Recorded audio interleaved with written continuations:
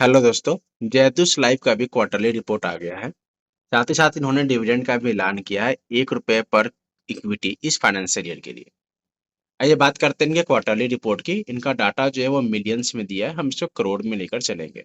पिछले क्वार्टर में इनका टोटल इनकम जो रहा था वो 6,975 करोड़, जबकि इस क्वार्टर में 7,721 करोड़ रहा है। तो यहाँ पर देखा जाए तो इनकम में इंक्रीमेंट होता हुआ दिखाई दे रहा है। बात करें टोटल एक्सपेंस की, तो पिछले क्वार्टर में इनका 5,537 करोड़, जबकि इस क्वार्टर में 5,664 करोड़ का एक्सपेंस आया है, जो पहले से इंक्रीज होता हुआ दिखाई दे रहा है।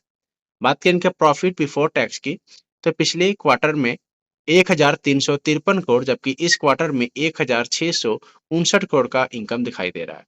तो टैक्स के पहले इनका इंक्रीमेंट हुआ है इनके इनकम में। बात करें इनके प्रॉफिट जो इनका आफ्टर पेइंग द टैक्स हुआ है, वो पिछले क्वार्टर में 1,042 करोड़, जबकि इस क्वार्टर में 1,272 करोड़ है। तो देखा जाए साफ कि यहाँ पे इंक्रीमेंट होता हुआ दिखाई दे रहा है। बात करें इनके अदर कंप्रिहेंसिव इनकम की, तो वहाँ पे इनको लॉस हुआ है, जिस कारण इनका टोटल इनकम 857 करोड़ रह गया है इस क्वार्टर में, जबकि पिछले क्वार्टर में 1,001 करोड़ था। बात करें इनके अर्निंग पर शेयर की, तो पिछले क्वार्टर में 10.36, जबकि इस क्वार्टर में 12.65 है, जो कि पहले से इंक्रीज किया है। बात करें फाइनेंशियल ईयर की, तो पिछले फाइनेंशियल ईयर में इनका टोटल इनकम 23,511 करोड़, जबकि इस फाइनेंशियल ईयर में 27,657 करोड़ है। देखा जाए तो साफ साफ इंक्रीमेंट दिखाई दे रहा है। बात करें इनके टोटल एक्सपेंस की, तो पिछले फाइनेंशियल ईयर में 17,264 करोड़, जबकि इस फाइनेंशियल ईयर में 20,520 करोड़ का एक्सपेंस हुआ है। तो एक्सपेंस में भी इंक्रीमेंट होता हुआ दिखाई दे रहा है। बात करें इनके प्रॉफिट बिफोर टैक्स की, तो पिछले फाइनेंशियल ईयर में 6,026 करोड़, जबकि इस फाइनेंशियल ईयर में 6,621 करोड़ है, जो कि 600 करोड़ के आसपास प्रॉफिट होता हुआ दिखाई दे रहा है।